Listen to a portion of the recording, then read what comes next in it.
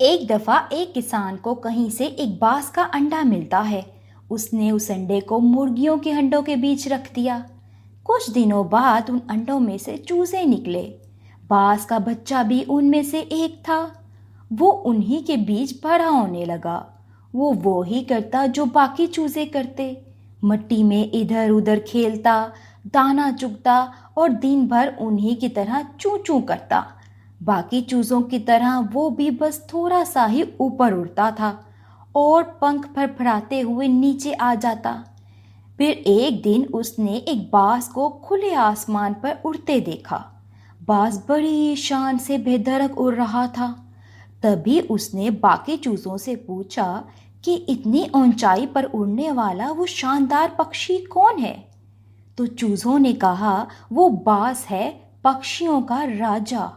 वो बहुत ही ताकतवर है, लेकिन तुम उसकी तरह नहीं उड़ सकते क्योंकि तुम तो एक चूजे हो। बाज के बच्चे ने उसे सच मान लिया और कभी वैसा बनने की कोशिश ही नहीं की। वो जिंदगी भर चूजों की तरह ही रहा और फिर एक दिन बिना अपनी असलियत ताकत जाने पहचाने मर गया। हमें इस कहानी से ये सबक मिलता है कि आप चूजों की तरह मत बनिए। अपनी काबिलियत पर पूरा भरोसा कीजिए, अपनी असली ताकत को पहचानें और ऊंचाइयों पर उड़ कर दिखाएं। एक दफा का जिक्र है कि एक जंगल में एक कौवा बैठा बहुत उदास था कि अचानक वहां एक तोता आ गया। मिठो मिठो, तुम ये अमरूद मुझे दे दो, मुझे बहुत भूख लगी हुई है। ना गौरी, ये अमरूद तो मैं अपनी बीवी के लिए ले जा रहा हूँ। वो सुबह नाश्ते में ये अमरूद खाएगी। ऐसा कहते हुए मिट्टू वहां से अपना अमरूद उठाए चला जाता है। ऐसे पक्के पक्के अमरूद भी इस मोटी चोंच वाले को ही मिलते हैं। मैं भी तो सुबह से उड़ रही हूँ, लेकिन अभी तक मुझे कुछ भी खाने को नहीं मिला। ऐसे ही भूखे पेट गौरी वापस अपने घर चली जाती है। गौरी, कोई फल मिला खाने को?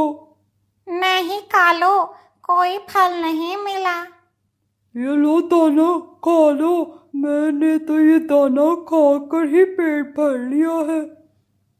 मैं भूखी तो रह सकती हूँ, लेकिन इतनी ठंड में ये सूखा दाना नहीं खा सकती। मेरा तो पेट भरा हुआ है, मैं तो चला सोने। ऐसे कहते हुए काला कौवा सो जाता है। मिट्ठू जी, आप बहुत अच्छे हो जो आप मेरे लिए लाल अमरूद लाए हो। मेरी कॉपी लौटा दो अली। मैं नहीं दूंगा, मुझे होमवर्क करने दो। तुम अपना होमवर्क खुद क्यों नहीं करते हो? अरे अरे, क्या हुआ बच्चों? आपस में क्यों लड़ रहे हो? देखिए ना दादाजी, अली रोज होमवर्क मेरी कॉपी से देखकर करता है। अरे, ये तो बहुत ही गलत बात हुई अली। तुमको अपना होमवर्क खुद करना चाहिए। लगता है तुमको कहानी सुनानी पड़ेगी। ये कहानी टाइम। एक जंगल में एक घना आम का पेड़ था, जिस पर एक कौवा अपनी बीवी कौवी के साथ रहता था। सुनो जी, अब आपको ज्यादा दाने चुनकर लाने पड़ेंगे। मगर क्यों? क्योंकि मैं माँ बनने वाली हूँ, बहुत ही जल्दी अंडे देने वाली हूँ। अरे, यह तो बहुत ही अच्छी खबर है। फिर कुछ देर बाद गौरी कौवी 4 अंडे दे देती है। इस वक्त इस पेड़ पर एक कोयल आकर रहने लगती है। वो कौवी से दोस्ती कर लेती है और वो कोयल भी अपने अंडे देने वाली होती है।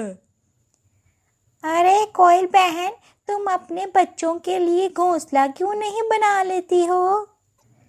तुम्हारा घोंसला है ना बहन, हमारे बच्चे साथ साथ रहेंगे। मेरे बच्चे तो जल्द ही अंडे से निकलने वाले हैं बहन। सुस्ती मत करो और अपना भी एक घोंसला बना लो। कोयल बहुत ही सुस्त और कामचोर थी। एक दिन जब कौवा और कौवी बाहर गए हुए थे, कोयल अपने अंडे उनके घोंसले में डाल देती है। कौवा और कौवी ये देखकर बहुत गुस्सा होते हैं, लेकिन वो कोयल की हालत देखते हुए चुप कर जाते हैं और चुपचाप ऊपर की ढाल पर अलग घोंसला बना लेते हैं और अपने सारे अंडे वहां से लेकर चले जाते हैं। हा हा हा हा। वाह, मुझे तो कोई काम भी नहीं करना पड़ा और मुझे बिना बनाया घोंसला मिल गया। अब मैं और मेरे बच्चे इसी घोंसले में खुशी खुशी रहेंगे। बहन, ये घोंसला हमने तुम्हारे बच्चों के लिए छोड़ा है। कुछ दिनों बाद जंगल में एक शिकारी आता है। वो नीचे की शाख पर कोयल के घोंसले को देखकर उस पर अपना जाल डाल देता है। नहीं, छोड़ दो मुझे, छोड़ो मुझे, छोड़ दो। कोयल उसके जाल में फंस जाती है और उसका घोंसला नीचे गिर जाता है और साथ ही साथ सारे अंडे भी टूट जाते हैं। ऊपर की ढाल पर बैठे कौवा और कौवी ये सब देखते हैं। उनके सारे अंडे महफूज होते हैं। नहीं, ए खुदाया, मेरे सारे बच्चे मर गए। और इस तरह से हम देखते हैं कि कोयल अपनी कामचोरी और सुस्ती की वजह से मुसीबत में फंस जाती है। अगर वो काम चोरी ना करती तो उसकी ये हालत कभी ना होती। इससे हमें सबक मिलता है कि काम चोरी करने वाले को बाद में बस पछताना पड़ता है। तो कुछ समझ में आया अली? हाँ दादाजी, मैं समझ गया। अब मैं सुस्ती नहीं करूँगा और कभी होमवर्क कॉपी नहीं करूँगा।